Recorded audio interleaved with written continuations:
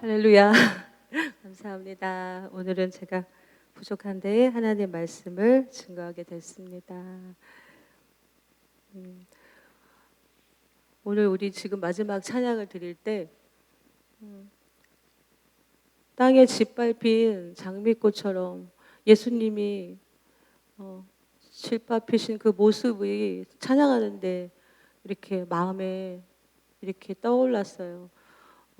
우리가 이렇게 예배에 나와서 하나님 앞에 예배할 때 이 몇몇 안 되는 사람들이 모이는 예배지만 이 예배를 준비하면서 정말 한 사람의 그 짓밟히는 그 한 사람, 그 한 영혼이 있어야만 이 예배가 이렇게 세워지는 것을 저희는 예배를 준비하면서 정말 많이 느끼거든요. 여러분들은 이렇게 오셔서 이렇게 앉아서 예배 드리시지만 이것을 준비하는 과정 속에서 항상 매일매일 성전에 와서 이 예배를 위해서 기도로 심고, 우리 강혜상 목사님 같은 경우는 매주 한 3-4시간 전에 여기 도착해요. 도착해서 다 준비하고 세팅하고 다 이거 맞추고 또 기도하고 이렇게 준비하거든요. 어떤 때는 저희가 사역이 30년이 넘는데 항상 이런 사이클이 변하지 않을 때, 어떤 때 제가 은혜가 떨어질 때는 이게 막 좀 이렇게 불평이 올 때도 사실 있었어요. 우리 목사님은 사람들한테 시키질 않지? 왜 사람들을 좀 이렇게 훈련시키고 세우지 않지? 그런데 다 그 때가 있는 것 같고, 또 목사님께서 이렇게 준비하시면서 이 예배가 시작되기 전에 준비할 때 하나님이 주시는 은혜가 있어요. 그 은혜가 너무 크기 때문에 감사함으로 하고 있습니다. 여러분, 사람들이 도가니가 은을 연단하죠. 풀무는 뭘 연단하죠? 풀무는 금을 연단하죠. 그럼 사람은 하나님께서 무엇으로 연단하실까요? 사람들은 하나님께서 무엇으로 연단하실까요?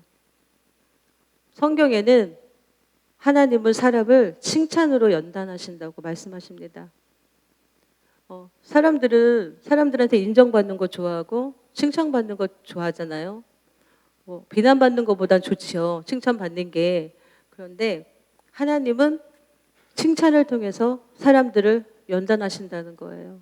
그러니까 우리가 칭찬받기 좋아하고 칭찬을 받을 때 내 자신이 하나님 앞에 어떠한 모습으로 서 있는 것을 하나님은 보신다는 거죠. 그래서 칭찬받을 때 교만해지고 교만한 마음을 갖고, 그렇지, 내가 이런 소리 들을 만하지. 그리고 그거보다 더 지나쳐서 너는 왜 나만큼 못하는 거야? 너는 왜 그렇게 못하는 거지? 이런 마음이 들 수가 있거든요. 그러니까 하나님은 사람을 통해서 우리를 칭찬함으로 인해서 우리의 마음을 살펴보신다는 거예요. 그래서 칭찬받는 것을, 사실 우리의 육신은 정말 기쁘지만 칭찬을 받을 때 항상 깨어 있어야 합니다. 사역을 하다 보니까 너무나 많은 사역자들이요, 이렇게 만나면은 그냥 명함을 하나 이렇게 파서 다녔으면 좋겠다 할 정도로, 그냥 이렇게 명함을 주면은 이렇게 우리가 이렇게 명함을 보면 알 수 있잖아요, 이 사람은 어떻게 사역했다. 그런데 많은 사람들이요 이렇게 만나잖아요. 그러면 자기 입으로 자기를 너무 많이 PR해요. 너무나 많은 주의 종들이 나는 이런 사역했고, 나는 이거 했고, 우리 교회는 이거 있고, 우리 교회는 이런 성도 있고, 우리 자녀는 이렇고, 심지어 나는 성도가 나한테 뭘 사줬고, 내가 지금 끼고 있는 안경은 지금 요번에 새로 들어온 최고로 비싼 안경이고, 이런 얘기를 저희는 이제 가끔 들을 때가 있는데요. 진짜 제가 그런 얘기를 들을 때마다 제가 마음에 오는 거는, 사랑 안에는 자랑하지 말며라는 말씀이 있잖아요. 사랑 그 안에는 우리가 남을 배려하는 마음이 있어야 돼요. 그래서 내가 이 자랑을 할 때, 내가 이 말을 할 때 상대는 어떤 마음을 갖고 있을까? 그렇지 못한 상대의 마음은 어떨까? 그런데 그런 마음을 갖지 못하는 게 그 안에 상대에 대한 사랑이 없는 걸 많이 봐요. 그래서 우리가 정말 내가 선줄로 생각하면 넘어질까 조심하라. 하나님 그러셨거든요. 내가 정말 지금 서 있다고 착각하는 사람들도 너무 많이 있고요. 그런데 사실 진짜 하나님의 사람, 진짜 서 있는 사람은 내가 서 있다고 말을 안 해요. 그렇죠? 진짜 서 있는 사람은 나 서 있어 이렇게 말을 안 하거든요. 그런데 서 있지 못한 사람들이 자기가 서 있다고 착각하고 다 서 있다고, 내가 서 있다고, 나 이렇다고 이렇게 말을 해요. 그래서 우리는 사람이 말하는 걸 들어보면 그 사람이 어떠한가를 우리가 알 수 있잖아요. 그래서 우리는 항상 먼저 하나님께서 그러셨잖아요. 너희가 어린아이와 같지 않으면 결단코 천국에 올 수 없다. 그런데 그 어린아이와 같다는 것은 어린아이 같이 군다는 얘기가 아니잖아요. 그거는 그 다음 절에 예수님이 말씀하세요. 너희가 이 어린아이처럼 자신을 낮추지 못하면 천국에 올 수 없다. 그런데 언젠가부터 이 교회 안에서 문화 속에서 너무나 자랑하는 문화가 많이 있어요. 너무 자랑해요. 내가 이렇고 나는 하나님께 이런 축복을 받았고. 근데 한 가지 우리가 깨달을 것은 그것이 정말 그 자랑이 정말 지금 하나님께 영광이 되고 있냐는 거죠. 그 자랑이 정말 하나님께 기쁨이 되고 있냐는 거죠. 그래서 좀 우리가 그런 부분을 깊이 생각해야 될 것 같습니다. 근데 사실 제가 오늘 이 말씀을 준비한 건 아닌데요. 지금 방금 전에 찬양을 하면서 하나님께서 지금 이 마음을 되게 강하게 주셨어요. 그래서 나눴고요. 여러분 이제 이스라엘 백성이 홍해를 건너고 이제 가나안을 향해 갈 때 하나님께서 구름 기둥과 불 기둥으로 이렇게 인도하셔서 너무나 많은 기적을 보고 가나안을 향해 가고 있었잖아요.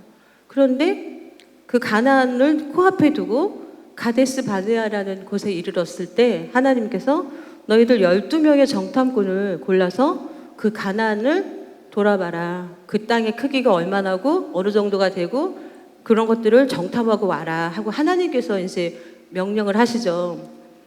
그런데 12명이 뽑혀서 갔다 왔는데 2명 외에는 10명이 그 땅에 대해서 악평을 하죠. 그 땅에 대해 악평을 하면서 우리는 메뚜기와 같다. 그 사람들에 비하면. 그런데 그들의 그 악평 속에는 그들의 마음 속에는 그 땅을 악평한 것이 아니라 이제까지 홍해를 건너고 살아있는 하나님께서 역사상 어느 민족에게도 행하지 않은 하나님께서 구름과 불기둥으로 그들을 인도하셨고 만나와 메추라기를 먹이시고 이렇게 인도하신 그 하나님을 완전히 무시하는 말이었죠.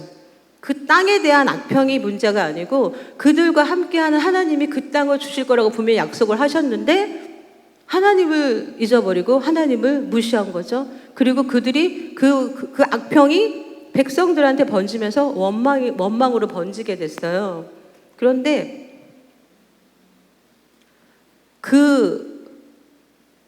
그들이 그 원망을 하기 그 전에 먼저 그들이 그 원망을 함으로 인해서 하나님께서 이렇게 말씀하시죠.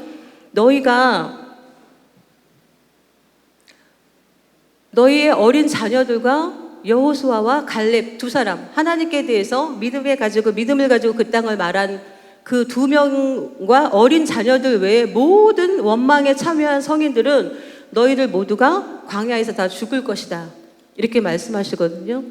그런데 그리고 나서 그들이 다시 자기들이 이제까지 걸어온 광야길로 다시 들어가게 되죠. 여러분, 만약에 여러분들이 우리가 지금 입장이라고 한번 생각해 보세요. 우리가 만약에 어떤 목적지를 향해서 너무나 오랫동안 많은 것들을 거치면서 다 왔는데 그 앞에서 다시 백해서 다시 거기를 다시 돌아서 거기를 헤매야 된다고 생각해 보세요. 굉장히 당황스럽고 막 이 안에서 답답하고 뭐 슬픔과 분노, 원망이 막 나왔겠죠. 근데 원망은 항상 그렇잖아요. 원망은 전염성이 강하잖아요. 급기야 이 사람들이 그 원망이 어떻게 됐죠? 모세와 아론을 죽이려고까지 했죠. 그때 하나님께서 이렇게 말씀하시죠. 너희들 원망에 참여한 모든 사람들은 다 이 광야에서 다 죽게 될 것이다. 그렇게 말씀하시거든요. 저희가 한번 이 말씀 읽어보겠습니다. 민수기 14장 32절에서 34절. 너희의 시체는 이 광야에 엎드러질 것이요 너희의 자녀들은 너희 반역한 죄를 지고 너희의 시체가 광야에서 소멸되기까지 40년을 광야에서 방황하는 자가 되리라. 너희는 그 땅을 정탐한 날수인 40일에 하루를 1년으로 쳐서 그 40년간 너희의 죄악을 담당할지니 너희는 그제서야 내가 싫어하면 어떻게 되는지를 알리라 하셨다 하라. 킹제임스 성경을 보면요, 이 말씀이 이렇게 써 있어요.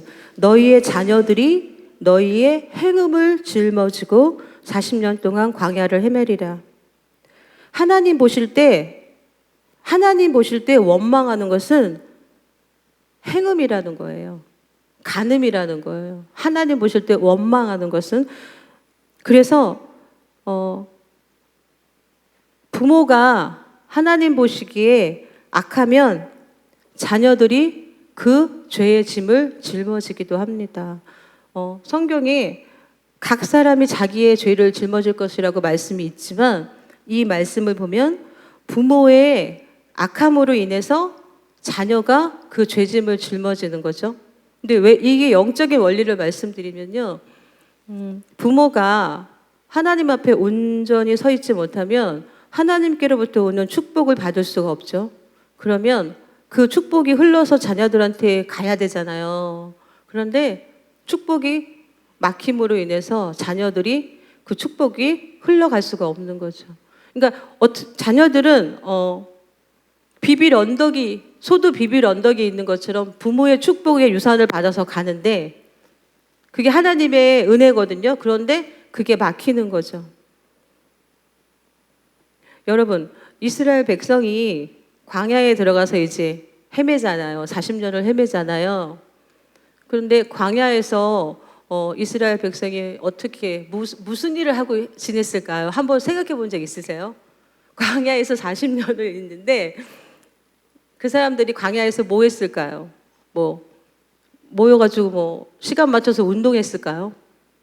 뭐 했을까? 거기 광야에 맛집이 있나요? 광야에 찜질방 있나요? 아무것도 없죠. 광야는 아무것도 없잖아요. 그 사람들 뭐 했을까요? 성경에 보면 그 사람들이 그 산을 오르락 올라갔다가 내려갔다가 다시 올라갔다가 내려갔다가 또 올라간 산을 다시 올라갔다가 내려갔다가 이거를 40년을 한 거예요. 광야는 소망이 없잖아요. 광야에서 소망이 없는 상태가 되면 사람들 속에서 어떤 상태가 될까요? 사람이 소망을 잃게 되면 어떤 상태가 될까요? 어떤 게 나올까요? 이 속에서, 우리 사람 속에서. 소망이 항상 있으신가요? 사람이 꿈과 소망이 없으면 사람은요, 원망이 나와요. 네. 그래서 꿈과 소망이 없는 게 하나님의 심판이고요, 저주예요. 그런데 왜 부모의 죄 때문에 자녀들이 그 죄의 짐을 짊어지냐면요, 부모로 인해서 자녀 역시 그 광야의 40년 동안 그냥 산을 올라갔다 내려갔다 올라갔다 내려갔다 제자리 걸음을 하는 거죠. 그냥 다람쥐가 쳇바퀴 돌듯 사는 거죠. 그럼 여러분들의 지금 자녀는 어떠신가요? 자기의 길을, 믿음의 길을, 하나님의 축복의 길을 걷고 계신가요? 아니면 지금 이 성경에 나온 것처럼 꿈이 없이, 소망이 없이, 하나님이 없으면 꿈도 없고 소망도 없죠. 원망하면서 제자리 걸음을 걷고 있지는 않나요?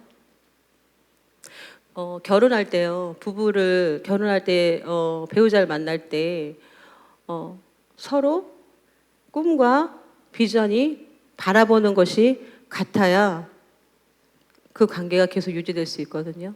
그렇죠? 부모의 입장에서 자녀들이 꿈이 없고 꿈이 없는 것이 심판이고 형벌이죠.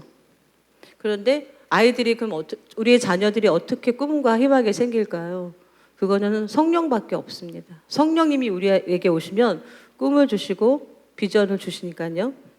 하나님께서 여러분 우리가 사람들끼리 이렇게 언약을 할 때 있잖아요.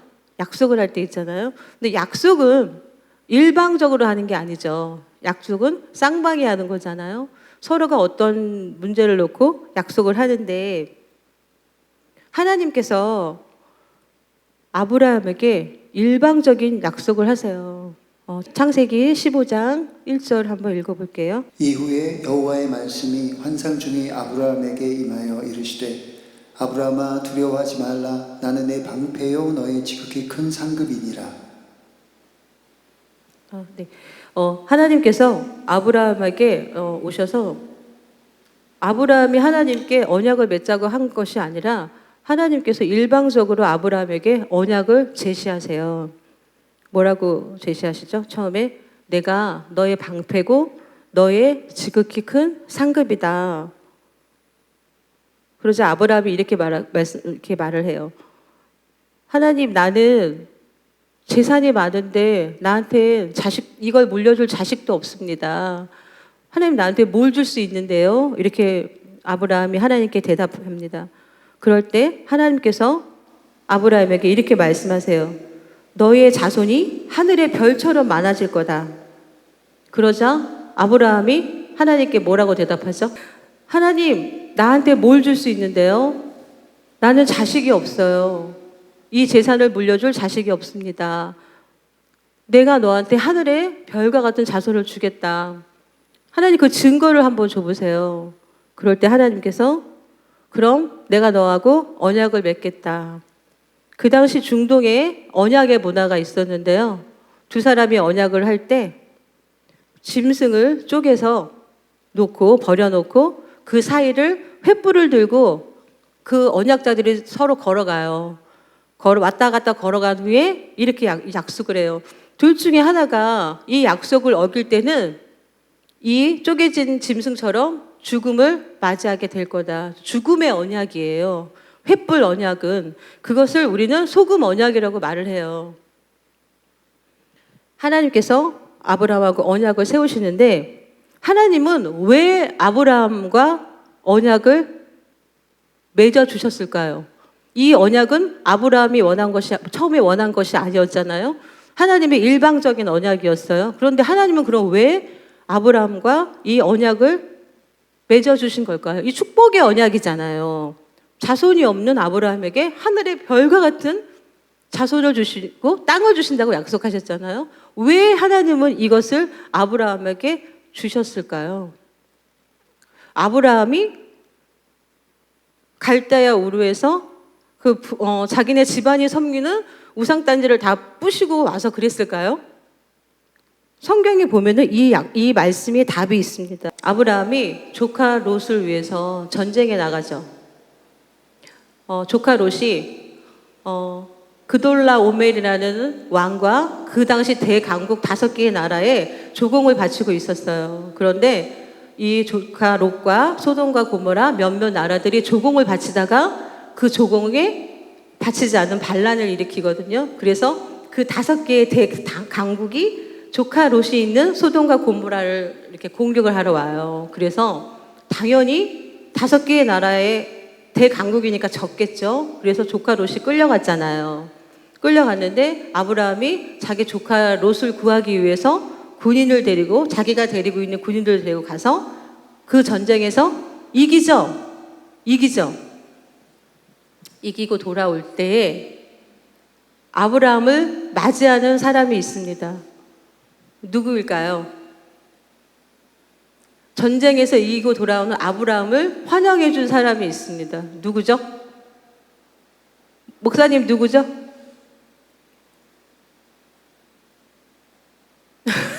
여러분 성경을 안 읽으세요? 여러분 성경을 좀 읽으세요.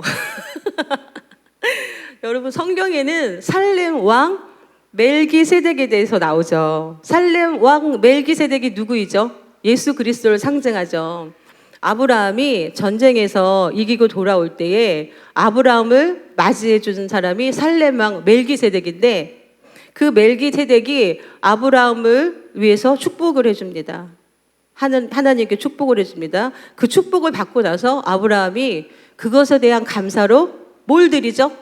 11조를 드려요. 우리가 많은 어떤 목사님들이 11조에 대해서 얘기할 때 지금은 11조가 없다고 말씀하시는 분들 계신데 그렇지 않습니다. 구약의 모세의 율법에 의해서 11조는 폐해졌다 이렇게 말하는데 절대 그렇지 않고요. 11조의 시작은 멜기세덱 앞에 11조를 드리는 아브라함이거든요. 아브라함이 멜기세덱에게 축복을 받고 나서 11조를 드려요. 그 다음 장에서 하나님께서 이 일 후에 하나님이 아브라함에게 언약을 세워주시는 거예요. 여러분 11조를 드리는 것의 중요성에 대해서 잠깐만 말씀드릴게요.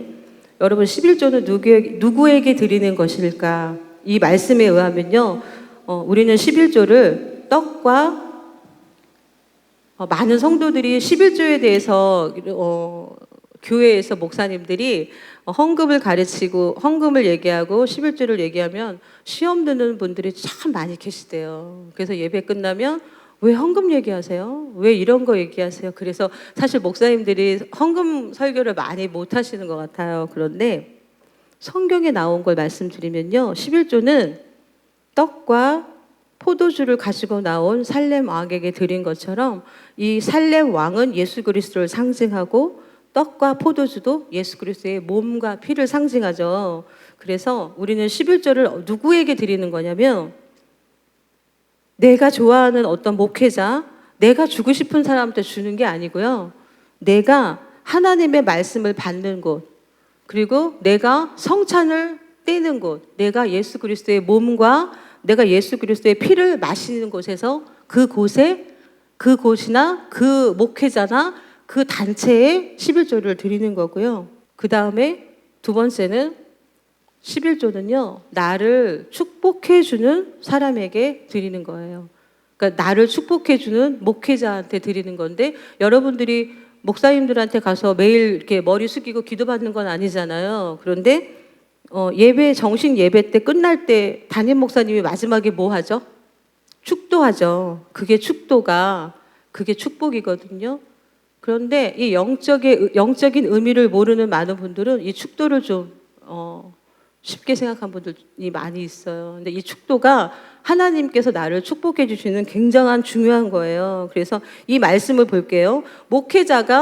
여러분 목회자가 축복권을 가지고 있을까요? 목회자가 축복권이 있나요? 저 한번 물어볼게요. 이거 굉장히 중요한 메시지라서 나누고 싶은데요. 목회자가 축복권이 있나요? 여러분들 우리 이승무 목사님께 축복기도 받으시나요? 받으시죠? 왜 받죠? 목사님이 축복권이 있기 때문에 받는 거거든요. 우리가 성경을 그 말씀을 찾아볼게요. 민수기 6장 22절에서 27절. 여호와께서 모세에게 말씀하여 이르시되 아론과 그의 아들들에게 말하여 이르기를 너희는 이스라엘 자손을 위하여 이렇게 축복하여 이르되 여호와는 내게 복을 주시고 너를 지키시기를 원하며 여호와는 그의 얼굴을 내게 비추사 은혜 베푸시기를 원하며 여호와는 그 얼굴을 내게로 향하여 드사 평강 주시기를 원하노라 할지니라 하라. 그들은 이같이 내 이름으로 이스라엘 자손에게 축복할지니 내가 그들에게 복을 주리라. 아멘. 그 마지막 27절 한번 다시 읽어보겠습니다. 시작. 그들은 이같이 이스라엘 자손에게 축복할지니 내가 그들에게 복을 주리라. 네, 제사장에게 지금 우리 교회를 말하면 담임 목사님께서 축복을 해줄 때 내가 그들에게 복을 주리라. 담임 목회자의, 그러니까 하나님께 기름 부음 받은 담임 목사님의 축복 기도는 축복권이 하나님께서 허락하신 축복권입니다. 그래서 마지막 축도가 정말 중요하고요. 그 다음에 그 믿음을 가지고 담임 목사님에게 기도받는 것이 정말 중요해요. 그런데 어떤 목사님이 와서 머리에 손 얹고 기도하는 거 뭐 싫어해요. 막 이런 분들 간혹 어디서 이렇게 볼 수 있는데요. 그거는 이 영적인 비밀을 몰라서 그래요. 그 담임 목사님이 정말 아주 특별한 사람이라서 그런 게 아니라 하나님께서 교회를 세우실 때 이 교회의 리더로 세우신 탑 리더에게 하나님이 허락하신 축복권이거든요. 그러니까 여러분 항상 그것을 기억하시고요. 하나님께서 아브라함과 소금 언약, 횃불 언약을 맺었는데 아브라함은 그 약속을 언약을 아브라함이 먼저 깨버리죠.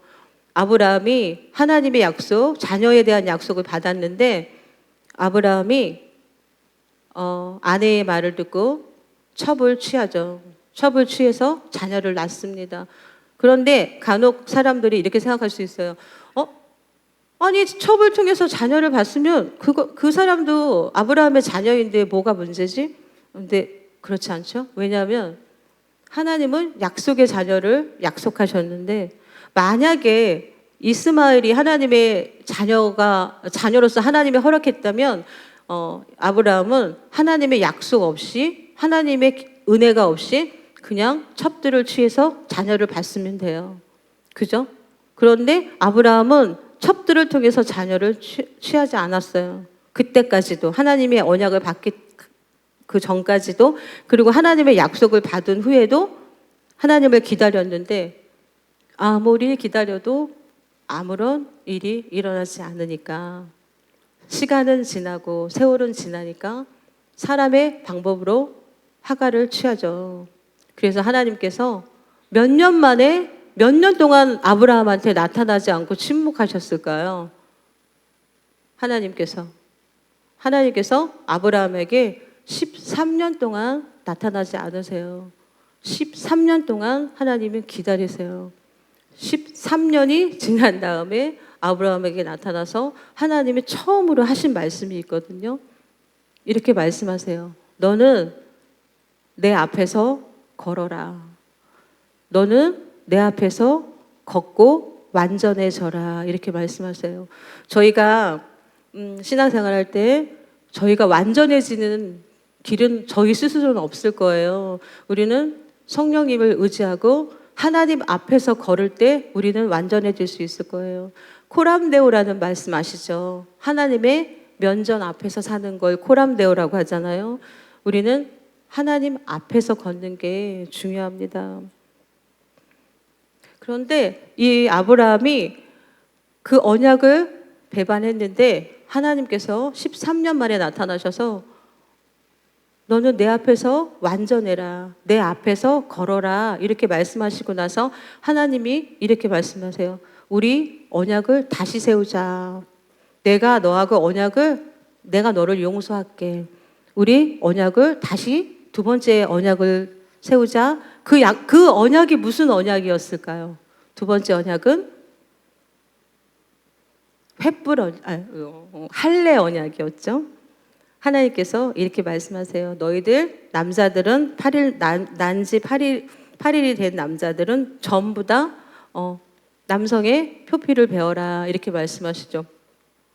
하나님께서 왜 남성의 표피를 베는 할례 언약을 두 번째 언약으로 세웠냐면 아브라함이 자기의 육신을 따라 육체의 힘을 따라 하가를 취했기 때문에 남성의 힘의 상징인 표피를 하나님께서 베게 한 거죠. 그건 뭐냐면 너는 하나님 앞에서 너의 육신으로 살 수 없다.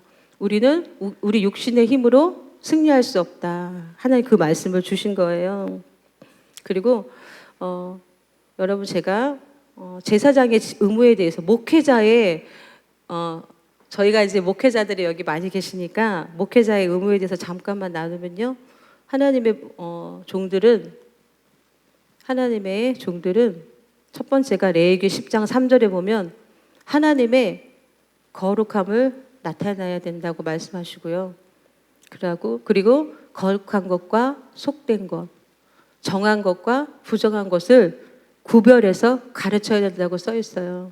그런데 많은 어떤 목사님들이 가끔 보면요, 이 강단에서 막 이렇게 설교하시다가 더러운 말을 막 이렇게 표현해서 하실 때가 있는데요. 부흥 강사님들이 많이 그러시잖아요. 그런데 하나님께서는 물론 뭐 그 메시지가 중요하긴 한데요. 하나님께서는 저희에게 악은 그 모양이라도 버리라고 말씀하셨잖아요. 그래서 항상 이 강단에서 하나님의 거룩함을 나타내는 것이 목회자의 사명이라고 저는 생각합니다. 그리고 성도들은 목회자가